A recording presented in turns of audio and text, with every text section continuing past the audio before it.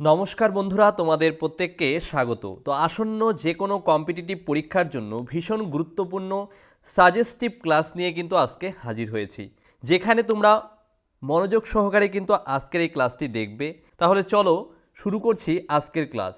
আজকে আমরা জানবো, দেখো, ইতিহাস থেকে বিভিন্ন যে ভাইসরয়গুলো রয়েছে তাদের সম্পর্কে, তারা কি কি করেছিল, এই সম্পর্কিত গুরুত্বপূর্ণ কিছু তথ্য। যেমন দেখো, প্রথমেই রয়েছে লর্ড ক্যানিং। লর্ড ক্যানিংয়ের শাসনকাল কত ছিল? দেখো, 1856 থেকে 58 সাল পর্যন্ত প্রথমবার। দ্বিতীয়বার তিনি দেখো এসেছেন কত? 1858 থেকে 62। এই সময় পর্বে তিনি কিন্তু গভর্নর জেনারেল ছিলেন ভারতের, এবং ভারতের শেষ গভর্নর জেনারেল কিন্তু ছিলেন এই লর্ড ক্যানিং, মনে রাখবে। এবং তার সঙ্গে মনে রাখবে, দেখো, শেষ গভর্নরের পাশাপাশি গভর্নর পদটা পরবর্তী সময়ে চেঞ্জ হয়ে যায় এবং তিনি প্রথম ভাইসরয়ও কিন্তু হয়েছিলেন। তাহলে প্রথম ভাইসরয়কে প্রশ্ন আসবে, উত্তর হবে লর্ড ক্যানিং। আবার যদি প্রশ্ন আসে শেষ গভর্নর জেনারেল কে ছিলেন? লর্ড ক্যানিং। আচ্ছা, তার আমলে দেখো কি কি হয়েছিল। এই যে সিপাহী বিদ্রোহ, ইতিহাসে 1857 সালে যে সিপাহী বিদ্রোহ হয়েছিল, কার আমলে হয়েছিল? দেখো, লর্ড ক্যানিংয়ের আমলে কিন্তু এই সিপাহী বিদ্রোহ বা মহাবিদ্রোহ কিন্তু হয়েছিল। তিনি যে নীতি প্রয়োগ করেছিলেন তার মধ্যে উল্লেখযোগ্য হচ্ছে শর্ত বিলোপ নীতি। যে শর্ত বিলোপ নীতি কিন্তু প্রত্যাহারও করা হয়েছিল 1859 সালে, তার আমলেই কিন্তু হয়েছিল। তারপরে দেখো, এই যে বিধবা বিবাহ আইন কার্যকর হয়েছে 1856 সালে, কার আমলে? দেখো, লর্ড ক্যানিংয়ের আমলে। 1857 সালের 24শে জানুয়ারি কলকাতা বিশ্ববিদ্যালয় স্থাপিত হয়েছে এই লর্ড ক্যানিংয়ের আমলে। এছাড়াও দেখো, বোম্বে মাদ্রাজ বিশ্ববিদ্যালয় স্থাপিত হয়েছে। তার সঙ্গে জেনে রাখবে, 24শে জানুয়ারি তারিখে কিন্তু বিশ্ববিদ্যালয় দিবস কিন্তু পালিত হয়ে থাকে। এই যে কলকাতা বিশ্ববিদ্যালয় স্থাপিত হয়েছে লর্ড ক্যানিংয়ের আমলে, এই কলকাতা বিশ্ববিদ্যালয়ের প্রথম উপাচার্য কে ছিলেন? প্রশ্ন আসে পরীক্ষায়। উইলিয়াম কোলভিল ছিলেন প্রথম উপাচার্য। কলকাতা বিশ্ববিদ্যালয়ে দেখো প্রথম ভারতীয় উপাচার্য কে ছিলেন? তিনি হলেন গুরুদাস বন্দ্যোপাধ্যায়। তারপরে দেখো, মহারানীর ঘোষণাপত্র জারি হয়েছে কত সালে? 1858 সালের 1 নভেম্বর তারিখে। তারপর দেখো, এই যে ইন্ডিয়ান কাউন্সিল অ্যাক্ট 1861 সালে পাশ হয়েছে, এটিও কিন্তু লর্ড ক্যানিংয়ের আমলেই হয়েছে। নীল বিদ্রোহ, ইতিহাসে উল্লেখযোগ্য বিদ্রোহ, নীল বিদ্রোহ এই সময়ে কিন্তু ঘটেছিল। দ্বিতীয় বাহাদুর শাহ, দেখো, মোগল সম্রাট দ্বিতীয় বাহাদুর শাহকে রেঙ্গুনে নির্বাসিত করা হয়েছে এই লর্ড ক্যানিংয়ের আমলেই। ভারতীয় দণ্ডবিধি আইন 1862 সালে কিন্তু হয়েছিল। পরবর্তী ভাইসরয় দেখো কে ছিলেন? Lord Elgin. 1862 থেকে 63, স্বল্প সময় পড়বে তিনি কিন্তু ভাইসরয় ছিলেন। তার আমলে দেখো কি হয়েছে? ওয়াহাবি আন্দোলন হয়েছে বাংলা তথা ভারতবর্ষে। ওয়াহাবি আন্দোলন, যেখানে কলকাতা, বোম্বে, মাদ্রাজ হাইকোর্টও কিন্তু এই সময় স্থাপিত হয়েছিল 1862 সালে। কার আমলে? লর্ড এলগিনের আমলে। সালটা মনে রাখবে, 1862 সালে। তারপরে দেখো, লর্ড লরেন্স। লর্ড লরেন্সের সময় পর্ব দেখো, ভাইসরয় ছিলেন ভারতবর্ষে 1864 থেকে 69 সাল পর্যন্ত। তার সময়ে দেখো কি হয়েছে? ইউরোপের সাথে টেলিগ্রাফ যোগাযোগ ব্যবস্থা শুরু হয়েছে। তারপর ভারতীয় বন বিভাগ যে দপ্তরটি, এটিও কিন্তু স্থাপন করা হয়েছে এই সময়ে। এই যে লর্ড লরেন্স, তিনি কিন্তু দেখো বিচক্ষণ নিরপেক্ষ বা উদাসীন নীতি কিন্তু চালু করেছিলেন। 1868 সালে পাঞ্জাব এবং অযোধ্যায় কিন্তু এই অ্যাক্ট চালু হয়েছিল বা জারি হয়েছিল কিন্তু। পরবর্তী দেখো ভাইসরয় লর্ড মেয়ো, তার সময় পর্বটা কত ছিল? দেখো, 1869 থেকে 72 সাল পর্যন্ত।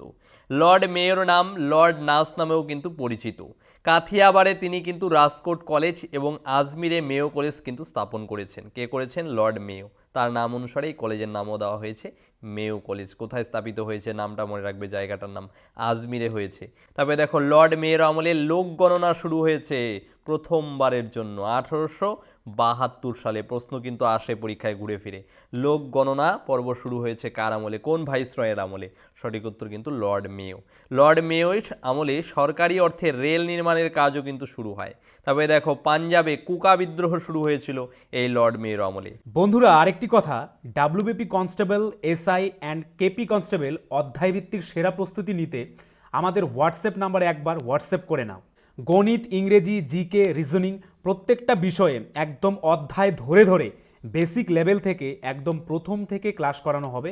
মাসিক কোনো বেতন নেই, পরীক্ষা পর্যন্ত সেরা গাইডেন্স পাবে নতুন সিলেবাস অনুযায়ী। Live class, recorded class plus PDF all পাবে। একবার পেমেন্ট করলেই যতদিন না চাকরি পাচ্ছ ক্লাস করতে পারবে। One time payment. 5 জন আলাদা আলাদা টিচার্সের মাধ্যমে তোমাদের প্রত্যেকটি সাবজেক্ট ধরে ধরে অঙ্ক একদম যারা কিছুই বুঝতে পারো না তাদের জন্য জলের মতো সহজ করে বুঝিয়ে দেওয়া হবে। আমাদের কলকাতা পুলিশের এসআইতে আমরা 95% হুবহু প্রশ্ন কমন দিয়েছি প্রমাণসহ। সেই কমনের প্রমাণ পেতে তোমরা জয়েন করে নাও আমাদের টেলিগ্রাম চ্যানেলে বেঙ্গলি নলেজ একাডেমিতে, লিঙ্ক ইন ডেসক্রিপশন। এটি আমাদের 7 নম্বর ব্যাচ। প্রথম 100 জন 30% ডিসকাউন্ট পাবে। প্রথম 100 জন 30% ডিসকাউন্ট পাবে। তাই ভাই, তোমার যদি একটি সিট এনি হাউ চাই, যেহেতু পশ্চিমবঙ্গ পুলিশ এবং কলকাতা পুলিশ দুটো ভ্যাকেন্সি বেরিয়েছে, তাই একটিতে না একটিতে কিন্তু তোমার হবেই এবার। যদি আমাদের কাছে প্রস্তুতি নাও, 95% হুবহু কমন দেওয়ার দায়িত্ব আমাদের। তোমরা শুধু পড়াশোনা করবে। তো প্রস্তুতি নিতে হলে কিন্তু স্ক্রিনে দেওয়া নাম্বারে একবার অবশ্যই হোয়াটসঅ্যাপ করে নাও। একদম বেসিক থেকে ধরে ধরে প্রথম থেকে সমস্ত ক্লাস করানো হবে। পরবর্তী ভাইসরয় লর্ড নর্থব্রুক 1872 থেকে 76 সাল পর্যন্ত ছিল তিনি। থিওট্রিক্যাল রেগুলেশন অ্যাক্ট 1876 সালে তার আমলে কিন্তু পাশ হয়েছে। তবে দেখো প্রিন্স অফ ওয়েলস 1875 সালে ভারতে আসছিলেন। তার পরবর্তী দেখো ভাইসরয় লর্ড লিটন 1876 থেকে 80 সাল পর্যন্ত তিনি কিন্তু ভাইসরয় ছিলেন। 1876 সালে এই দেখো রয়্যাল টাইটেল অ্যাক্ট কিন্তু পাশ হয়েছে তার আমলে। 1877 সালের দেখো 1 জানুয়ারি থেকে ভিক্টোরিয়া ভারত সংগ্রামে কিন্তু হয়েছিলেন তার আমলেই। 1878 সালে দেশীয় ভাষা, ইম্পর্টেন্ট তথ্য কিন্তু, দেশীয় ভাষায় সংবাদপত্র নিয়ন্ত্রণ আইন ভার্নাকুলার প্রেস অ্যাক্ট 1878 সালে কিন্তু হয়েছিল। কার আমলে? লর্ড লিটনের আমলে। পরীক্ষায় প্রশ্ন আসে। এই আইনটিকে কি বলা হয়? দেখো গেগিং অ্যাক্টও কিন্তু বলা হয়ে থাকে। তারপরে দেখো এই যে সিভিল সার্ভিস পরীক্ষা, সিভিল সার্ভিস পরীক্ষার বয়স 21 বছর ধার্য করা ছিল তার আগ পর্যন্ত, লর্ড লিটনের আগ পর্যন্ত। তার পরবর্তী সময়ে দেখো কত করা হয়েছে, 21 বছর থেকে কমিয়ে 19 বছর কিন্তু করা হয়েছে সিভিল সার্ভিস পরীক্ষায়, যেখানে ভারতীয়রা এই বয়সসীমার মধ্যে কিন্তু পরীক্ষা বসতে পারত। এই যে প্রতিযোগিতামূলক পরীক্ষা চালু করেছে দেখো কে? লর্ড বেন্টিং কিন্তু চালু করেছে। এই সিভিল সার্ভিসের জনক দেখো কাকে বলা হয়ে থাকে? সিভিল সার্ভিসের জনক কিন্তু লর্ড কর্নওয়ালিসকে বলা হয়ে থাকে। এই যে সিভিল সার্ভিস পরীক্ষা, এই পরীক্ষায় ভারতীয়রা অংশগ্রহণ করে লর্ড ডালহৌসির সময় থেকে। ইউপিএসসি গঠিত হয় দেখো লর্ড ডাফরিনের সময়ে। স্যার রিচার্ড স্ট্যাচির অধীনে প্রথম দুর্ভিক্ষ কমিশন দেখো নিয়োগ হয়েছিল 1880 সালে। দ্বিতীয় আফগান যুদ্ধ শুরু হয়েছিল দেখো তার আমলে 1869 সালে। গন্ধমার্কের সন্ধি হয়েছিল এই যুদ্ধের পর 79 সালে। পরবর্তী ভাইসরয় দেখো লর্ড রিপন 1880 থেকে 84 সাল পর্যন্ত তার ছিল সময়কাল। তার আমলে দেখো কারখানা আইন 1881 সালে পাশ হয়েছে, যেটি শিশু শ্রমিক সম্পর্কিত একটি আইন ছিল। দেখো দেশীয় ভাষায় সংবাদপত্র আইন বাতিল করা হয় 1882 সালে। স্থানীয় স্বায়ত্তশাসন, লোকাল সেলফ গভর্নমেন্ট দেখো 1882 সালে হয়েছিল। প্রথম নিয়মমাফিকভাবে লোক গণনা শুরু হয়েছিল এই সময়ে 1881 সালে। তারপর দেখো প্রতি 10 বছর অন্তর অন্তর কিন্তু ভারতে লোক গণনা করা হয়। আজও পর্যন্ত কিন্তু এই লোক গণনা কি চালু আছে 10 বছর পরবর্তী। কিন্তু একটা ইম্পর্টেন্ট তথ্য মনে রাখবে, 2011 সালের পরবর্তী কিন্তু লোক গণনা কিন্তু এখনো হয়নি। তবে দেখো হান্টার কমিশন 1882 সালে শিক্ষা সম্পর্কিত কমিশন, দেখো শিক্ষা সংক্রান্ত কমিশন তার আমলে হয়েছিল। ইলবার্ট বিল পাস হয়েছে 1883 সালে। এই ইলবার্ট বিল বিরোধী আন্দোলনও কিন্তু হয়েছিল সেই সময় পড়বে, শ্বেতাঙ্গদের আন্দোলন, যেটা কিন্তু হোয়াইট মিউনিটি নামে পরিচিত। পরবর্তী ভাইসরয় দেখো লর্ড ডাফরিন 1884 থেকে 88 সাল পর্যন্ত তিনি কিন্তু ছিলেন। ভারতের জাতীয় কংগ্রেস তার আমলে স্থাপিত হয়েছে দেখো 1885 সালে, এবং এই জাতীয় কংগ্রেসের প্রতিষ্ঠা করেছেন দেখো হিউম। আর প্রথম সভাপতি ছিলেন কে? উমেশচন্দ্র ব্যানার্জি। বঙ্গ প্রাদেশিক সত্ত্ব আইন পাশ হয়েছে দেখো সেই সময়ে 1885 সালে। এছাড়া দেখো জাতীয় কংগ্রেসকে আণুবীক্ষণিক শক্তি বলেছিলেন কে? লর্ড ডাফরিন কিন্তু বলেছিলেন। তার পরবর্তী ভাইসরয় দেখো লর্ড ল্যান্সডাউন 1888 থেকে 94 সাল পর্যন্ত ছিল। এই সময় দ্বিতীয় কারখানা আইন 1891 সালে কিন্তু প্রবর্তিত হয়েছে। ইন্ডিয়ান কাউন্সিল অ্যাক্ট 1892 সালে তার আমলে পাশ হয়েছে।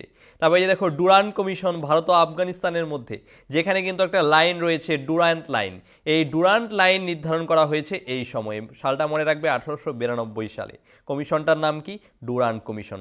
1893 সালে তিলকের গণপতি উৎসব পালিত হয়েছে।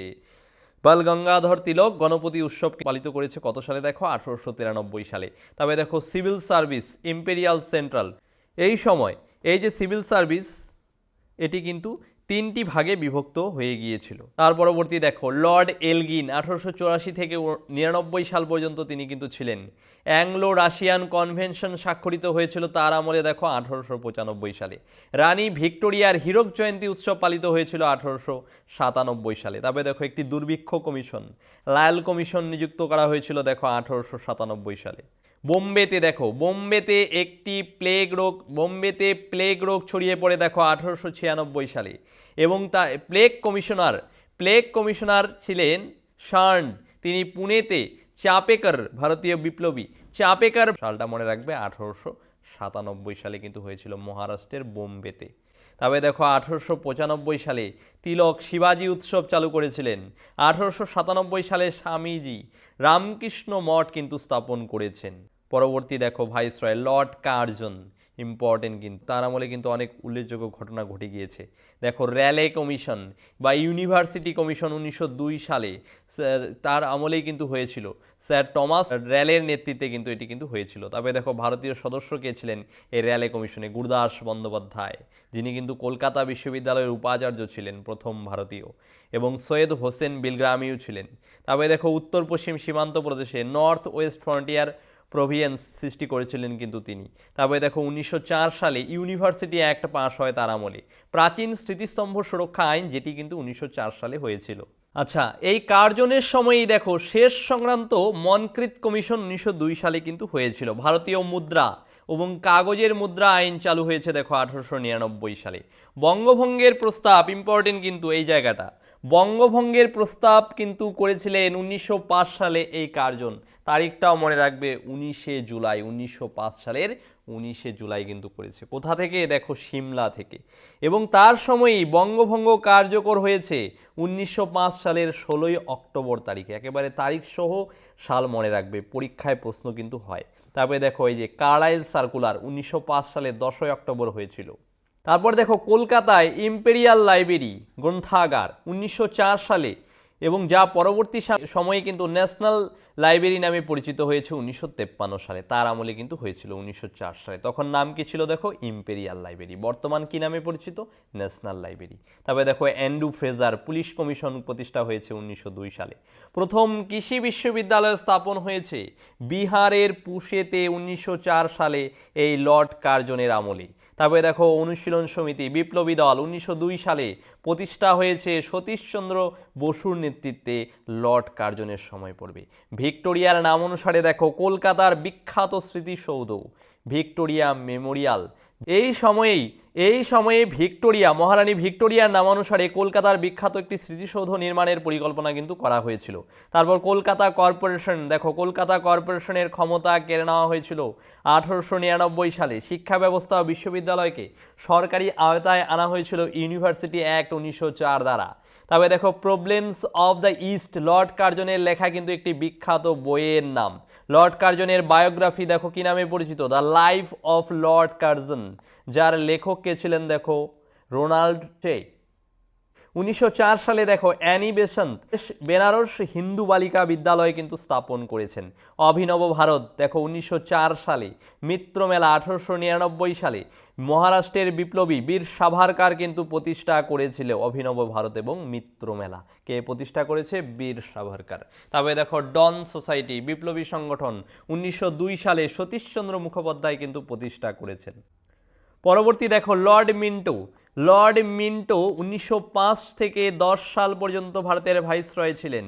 এসপি সিনহা হলেন প্রথম ভাইসরয়, যিনি কিনা গভর্নর জেনারেল পরিষদের সদস্য নির্বাচিত ছিলেন প্রথম ভারতীয় হিসেবে।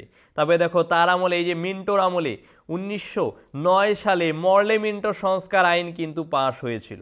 পরবর্তী সময়ে দেখো মিন্টো দ্বিতীয়বারের জন্য 1905 থেকে 10, সেই সময় দ্বিতীয়বারের জন্য আবারও এসপি সিনহা ভারতীয় গভর্নর কিন্তু জেনারেল পরিষদের সদস্য নির্বাচিত হয়েছেন। দেখো এই যে মর্লে মিন্টো সংস্কার, যেটি কিনা 1909 সালে হয়েছিল, এই মর্লে মিন্টো সংস্কারে লালা লাজপত রায় অজিত সিংহকে মান্দালয়ের জেলে কিন্তু নির্বাসিত করা হয়েছে। তবে দেখো বাল গঙ্গাধর তিলককে 1908 সালে 6 বছরের জন্য মান্দালয়ে নির্বাসিত করা হয়। 1907 সালে কংগ্রেসের সুরাট অধিবেশন হয়েছিল 1907 সালে, যেখানে সভাপতি করেছে রাসবিহারী ঘোষ। কংগ্রেস কিন্তু নরম এবং চরম দুই পন্থীতে কিন্তু ভাগ হয়ে যায়। অধিবেশনটার নাম মনে রাখবে, সুরাট অধিবেশন। সাল কত দেখো, 1907 সালে।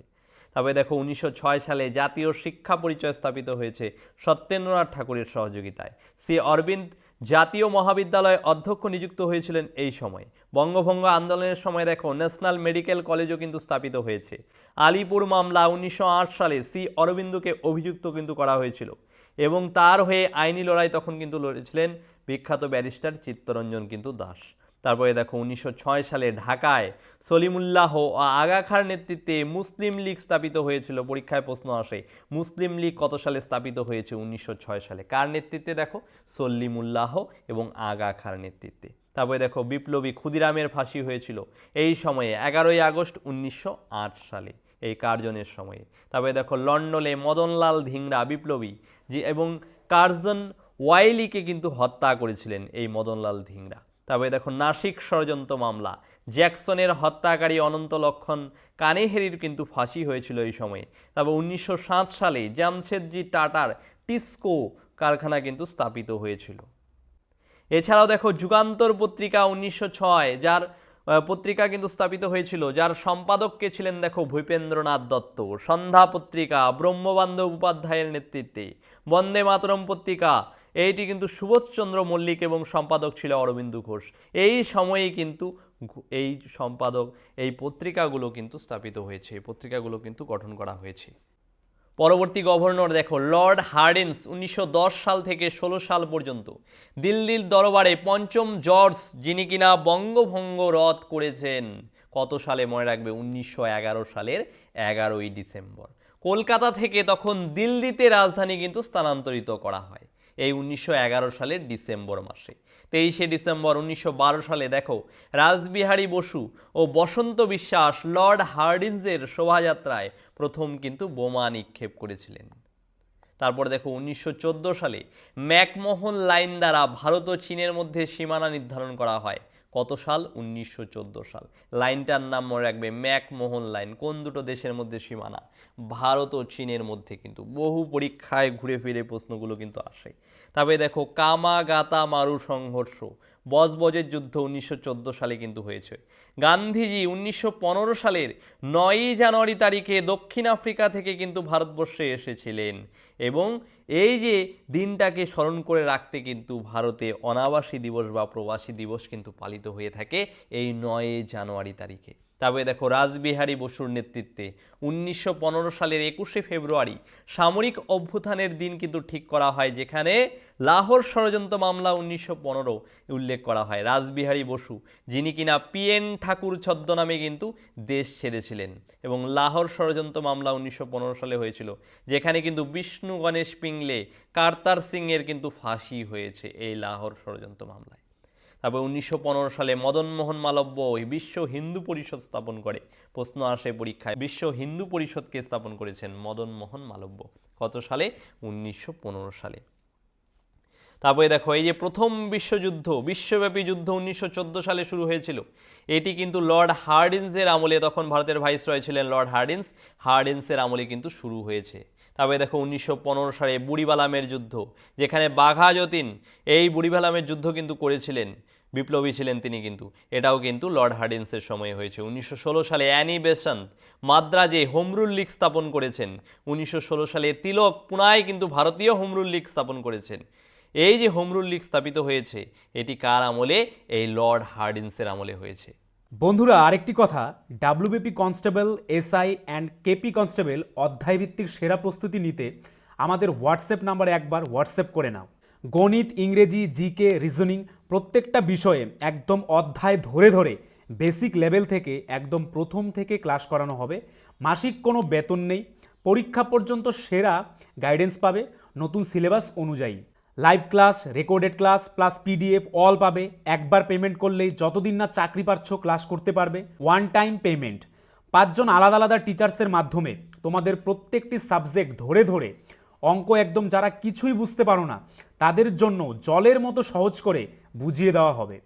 আমাদের কলকাতা পুলিশের এসআইতে আমরা 95% হুবহু প্রশ্ন কমন দিয়েছি প্রমাণসহ। সেই কমনের প্রমাণ পেতে তোমরা জয়েন করে নাও আমাদের টেলিগ্রাম চ্যানেলে বেঙ্গলি নলেজ একাডেমিতে, লিঙ্ক ইন ডেসক্রিপশন। এটি আমাদের 7 নম্বর ব্যাচ। প্রথম 100 জন 30% ডিসকাউন্ট পাবে। প্রথম 100 জন 30% ডিসকাউন্ট পাবে। তাই ভাই, তোমার যদি একটি সিট এনি হাউ চাই, যেহেতু পশ্চিমবঙ্গ পুলিশ এবং কলকাতা পুলিশ দুটো ভ্যাকেন্সি বেরিয়েছে, তাই একটিতে না একটিতে কিন্তু তোমার হবেই এবার। যদি আমাদের কাছে প্রস্তুতি নাও, 95% হুবহু কমন দেওয়ার দায়িত্ব আমাদের। তোমরা শুধু পড়াশোনা করবে। তো প্রস্তুতি নিতে হলে কিন্তু স্ক্রিনে দেওয়া নাম্বারে একবার অবশ্যই হোয়াটসঅ্যাপ করে নাও। একদম বেসিক থেকে ধরে ধরে প্রথম থেকে সমস্ত ক্লাস করানো হবে।